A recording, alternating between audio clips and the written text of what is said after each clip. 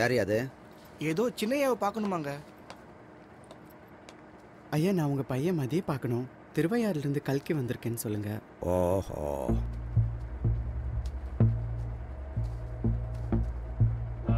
சாமி சரணம். ஏதோ ஜோசியக்காரன் சொன்னான்னு உன் கழுத்துல தாலியை கட்டியிருப்பான். அதை நம்பிக்கிட்டு இங்கே வந்துட்டியா? யோ காதர் சாமி, இங்கே வாயா. இதுகிட்ட ஒரு 1000 ரூபாயை தூக்கி எறி. சரிங்க முதலாளி. அடுத்த கூலியை தூக்கி எறிஞ்சிருந்தான்னா கண்ட கழுதையும் படி ஏறி வந்திருக்காது. கருமம் பிடிச்ச பையன். சாமி சரணம். என்ன பேசுறீங்க? நான் அவர் தாலி கட்டின பொண்டாட்டி, உரிமையோட வந்திருக்கேன். என்னது பொண்டாட்டியா? ஆஹா, என்ன மிரட்டுறியா? அவன் ஆம்பளை 1000 பேருக்கிட்ட போவான், சும்மா தாலியை கட்டுவான், சும்மா தாலியை அறுத்தறிவான். இதுக்கெல்லாம் காரணம் கேட்டுட்டு இங்க வாரியா? போ போ போ. ஐயா வா. டேய், அங்க என்ன பார்த்துட்டு இருக்கா? கீழே இறங்கி போ. ஐயா ஐயா, ஒரே நிமிஷம். அவர் எனக்கு தாலி கட்டின புருஷங்க, கூப்பிடுங்க அவரை.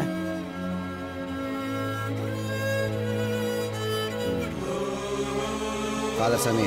ஐயா,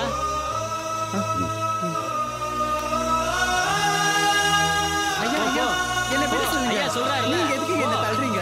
விடுங்கடா, சொன்னா கேளுங்கடா. மதி, நான் கத்துறது உங்க காதுல விழலையா? என் புருஷனை பார்க்க விடுங்கடா.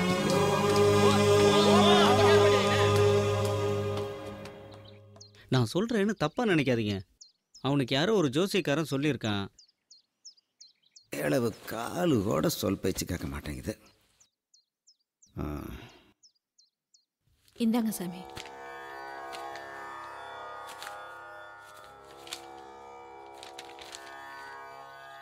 சாமி சாமி, ஏதாவது வெளிச்சம் தெரியுதா? ஏற்கனவே உங்க பையன் ஜாதகத்தை பார்த்துருக்கேன். அதுல கலஸ்திர தோஷம் இருக்குன்னு சொல்லியிருக்கேன். அதே மாதிரி இப்போ ஒரு சின்ன பிரச்சனை இருக்கு. நல்லா சொன்னீங்க. அதானே பார்த்தேன். அப்பவே தாளப்பாட அடிச்சுக்கிட்டேன். கேட்கலையே.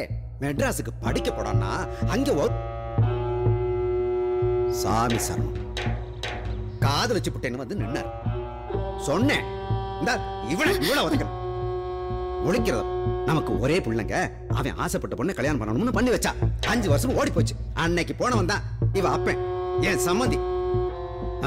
சம்மந்தி. இப்ப நமக்கு பிரச்சனை அது இல்லையா? இந்த சொத்தெல்லாம் ஆள்றதுக்கு ஒரு வாரிசு வேணும். 5-6 வருஷமா காத்திருந்து அல்லாடி போனேன். சரி, அதனால நான் இப்ப என்ன சொல்றேன்னா, இந்த பையல இந்த பொண்ணை வெட்டி விட்டுட்டு வேற பொண்ணை கட்டிக்க சொல்றேன். அது நான் சொல்றது சரிதானே? பிரச்சனைன்னு சொன்னே தவிர குழந்தை பிறக்காதுன்னு சொல்லலையே. எதுக்காக கோவப்படுறேன்? நல்லதே நடக்கும். எல்லாத்துக்கும் நிவர்த்தனை இருக்கு. எதுக்கும் கவலைப்படாதேல். புத்திர தோஷத்துக்கு பரிகாரம் இருக்கு. அதுக்கு புத்திர சந்தான யாகம் பண்ணணும், அல்லது அரவாணியோட அணையணும். அரவாணியோட அணையணும்னா? அரவாணிக்கு தாலி கட்டணும்னு சாஸ்திரம் சொல்லுது. அந்த பரிகாரம் பண்ணா எல்லாம் சரியாயிடும். புத்திர சந்தான யாகம் பண்றதுக்கு இப்ப யாருமே கிடையாது, சரியாவும் செய்ய மாட்டாங்க.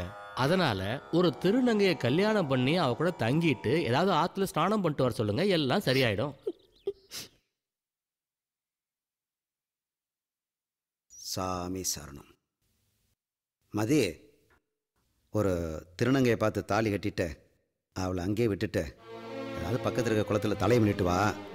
அதையும் தான் செஞ்சு பார்ப்போமே. சரிதானே?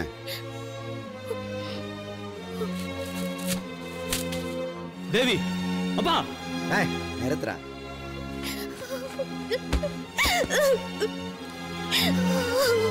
ஐயா, இதுக்கு மேல புத்தியில ஏற மாதிரி சொல்ல முடியாது.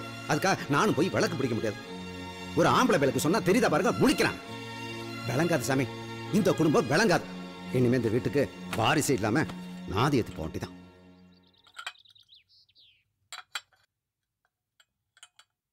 ஏன் வெள்ளிக்கிழமை அதுமா சாபம் விடுறீங்க?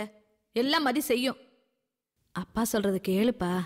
வெறும் தோஷ நிவர்த்தி தானே. நாம என்ன தலைச்சனையா பலி கொடுக்க போறோம்? அவர் என்ன சொன்னாரு தெரிஞ்சா நீ பேச மாட்டேன்.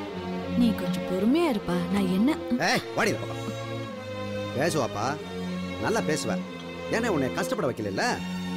1.5 காசு இல்லாம போட்ட சட்டையோட இந்த ஊருக்கு வந்தவன் 2 முட்டியை உழைச்சுதான் இவ்வளவு பெரிய சொத்தை சேர்த்திருக்கேன். இது இன்னைக்கு நாளைக்கு இல்லடா, 8 தலைமுறை உட்காந்து சாப்பிடலாம். அது உங்களுக்கு தெரியாதுப்பா. ஒரு வேளை சாப்பாட்டுக்கு கஷ்டப்பட்டிருந்தா அந்த கஷ்டம் என்னன்னு உங்களுக்கு தெரிஞ்சிருக்கும். சரி சரி போ, உன் பொண்டாட்டியை சமாதானப்படுத்து. அவ கேட்கலன்னா நான் சொன்னது சொல்லிட்டு இங்க வா. அப்பா கத்துவாரே தவிர மனசுல ஒண்ணும் இல்லப்பா. அவர் என்ன சொல்றாரு, ஒரு பேரனையோ பேட்டியோ பார்க்கணும்னு ஆசைப்படுறாரு. அது தப்பா? ஜோசியத்து மேல அவருக்கு ரொம்ப நம்பிக்கை, அதான் சொல்றாரு. காசா பணமா ஒத்துக்கிட்டு செஞ்சிருப்பா. உனக்கு எப்படி சொல்லி புரிய வைக்கிறதே தெரியலமா. இன்னொரு ஜென்மம் எடுத்து வச்சுக்கோ. சொந்த காலில் நிக்கணும். இப்படி அப்பா கிட்ட கையேந்திர தரித்திரமா இருக்க கூடாது. மதி, சொந்த காலில் நின்று வேண்டியதானே, சாதிச்சிருக்க வேண்டியதானடா. ஏய், எழுந்திருமா தேவி, எழுந்திருமா தேவி. தேவி, என்ன ஆச்சுன்னு இப்ப அழுவுற? நான் உங்களை விட்டு போயிடுறேங்க. ஹே தேவி, உனக்கு என்ன தெரியாதா? ஹே, உன்னை தவிர இன்னொருத்தைய பாக்குறது கூட என் மனசு இடம் கொடுக்காது. எத்தனை ஜென்மம் எடுத்தாலும் நீ தாண்டி எனக்கு பொண்டாட்டி. கல்யாணம் ஆகி 5 வருஷம் ஆகுது. குழந்தை இல்லைன்னு நீங்க எல்லாரும் எவ்வளவு வருத்தப்படுறீங்கன்னு எனக்கு நல்லாவே தெரியும். அதுக்கு என்ன பண்ண முடியும்? சாஸ்திரத்துக்கு 2 நாள் தாண்டா. வேணும்னா பணத்தை கொடுத்து செட்டில் பண்ணிடலாம். நீ ஒன்றும் கவலைப்படாத. மைக்கி காரியத்தை சாதிக்கிறதே உங்க வேலையா போச்சு. வேண்டான்னு சொன்னா நீங்க கேட்கவா போறீங்க? ஜாதக நம்பிக்கைக்கும் ஒரு அளவு இருக்கு. படுத்துட்டு வந்துட்டா சரியா போயிடுமா? என் மனசு என்ன பாடுபடும்னு யோசிச்சு பாத்தீங்களா? என் புருஷன் இன்னொருத்தி கூட படுத்துட்டு வரத நான் எப்படிங்க ஒத்துக்க முடியும்? 1 2 3 4 5 என்னங்க என்றீங்க? இல்ல, இதுக்கே இவ்வளவு ஃபீல் பண்றியே, இதுக்கு முன்னாடி எத்தனைன்னு கணக்கு போட்டு பார்த்தேன். சும்மாமா சொன்னீங்க.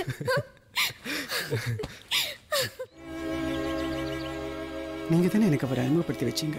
அதுக்கு உங்களை காதலிச்சு கல்யாணம் பண்ணி சொன்னாங்களா? அது உங்க தப்புங்க. எனக்கு மதி வேணுங்க. அவன் கல்யாணம் ஆனவமா? இப்ப நான் என்ன பண்றது? இங்க பாருங்க, அவங்க எல்லாம் பெரிய ஆளுங்க.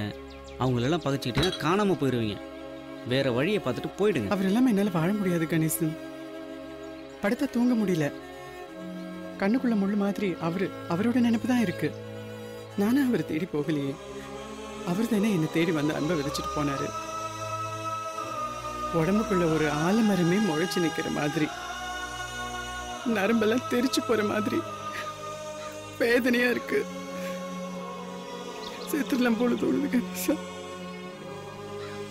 தயவுசெய்து அவரை என்கிட்ட பேச சொல்லுங்க. இதெல்லாம் நடக்காதுங்க. கிட்ட போனீங்கன்னு வச்சுங்க, கொலை கூட பண்ணுவாங்க. இப்போ உங்களுக்காக நான் பொண்ணு வச்சுங்க, என்னையும் கொண்டுடுவாங்க. இதெல்லாம் தேவையா? போய் நடக்கிற வேலையை பாருங்க. மொத்தத்தில் அவரை மறந்துடுங்க. அதான் எல்லாத்துக்கும் நல்லது.